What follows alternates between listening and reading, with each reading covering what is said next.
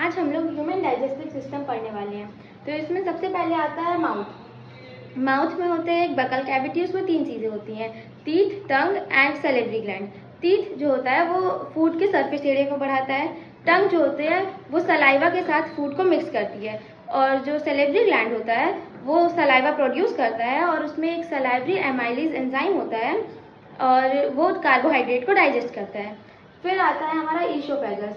ये एक long food pipe होती है, इसमें कोई एंजाइम नहीं होता, लेकिन इसमें पेरिस्टाल्टिक मूवमेंट होता है, क्योंकि अगर पेरिस्टाल्टिक मूवमेंट नहीं होगा तो फूड जो है वो डायरेक्ट स्टमक में चला जाएगा। इसलिए यहाँ पे हल्का सा ये बंद होता है, फिर खुलता है, फिर बंद होता है, फिर खुलता है, जिससे आराम से फूड जाता है स्टमक में।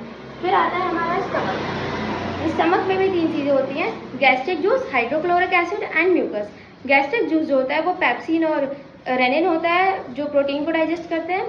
हाइड्रोक्लोरिक एसिड जो होता है वो फूड को सॉफ्ट करता है, बैक्टीरिया को मार देता है, और और जो वो है हाइड्रोक्लोरिक एसिड वो पेप्सिन को एक्टिवेट करता है, और जो म्यूकस है वो हाइड्रोक्लोरिक एसिड से प्रोटेक्ट करती है स्टमक को, क्योंकि हाइड्रोक्लोरिक एसिड स्टमक में छेद भी कर सकता है। उसके बाद हमारा आता है लीवर।